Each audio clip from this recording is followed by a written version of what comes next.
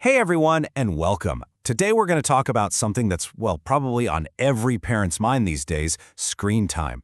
How do we support a healthy approach at home and, find a balance that actually works for the whole family?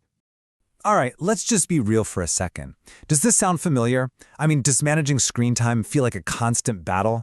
If you find yourself negotiating, setting timers, maybe even dealing with a few meltdowns when the screen goes off, trust me, you are so not alone. This is a huge challenge for families everywhere. And here's the thing. Digital devices aren't going anywhere, right? They're a huge part of our lives now, for school, for staying in touch, for being creative. So the goal isn't really to fight a war against screens.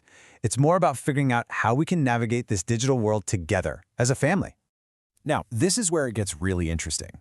The whole conversation around screen time is, well, it's changing.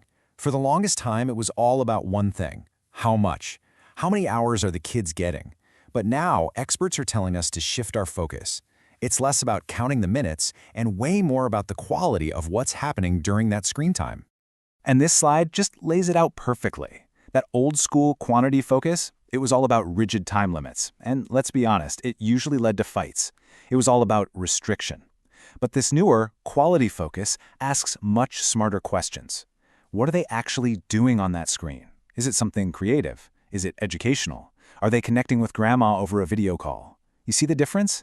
It's about fostering connection, not just clamping down with rules. Okay, but even when we have the best intentions, it is super easy to fall into a few common traps. So let's talk about what those are, just so we can spot them and, hopefully, sidestep them. Yeah, I think we've all seen these in action, right? Like when a beautiful afternoon that could be spent playing outside gets replaced by a tablet. Or when the dinner table, which used to be for chatting about your day, is totally silent because everyone's on their phone. And, oh man, the bedtime one, that late-night screen use that just makes it impossible to fall asleep. The real danger here is when kids just become passive consumers, just scrolling and watching, instead of being active creators and thinkers. But here comes the good news. We've talked about the challenges, so now let's get to the solutions. And I want you to think of these next tips as your family's very own digital toolkit. Just some positive, practical strategies you can use to find that happy balance. All right, so the most important thing here is that you're a team. First up, talk about tech together. Don't just lay down the law, create a family media plan that everyone has a say in. Second, and this is a big one, create some tech-free zones. Maybe the dinner table is a no-phone zone, or bedrooms are for sleeping, not scrolling. Third, focus on choosing quality content.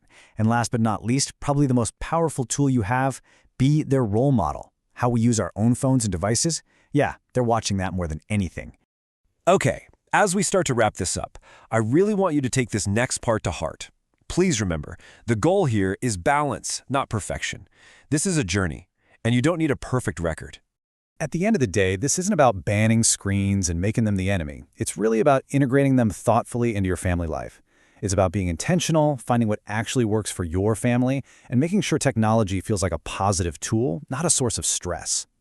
So I'm going to leave you with this one final question to think about. You don't have to overhaul everything overnight. Just what's one small change, one little thing your family could try this week to take a step toward a healthier, more balanced digital life together?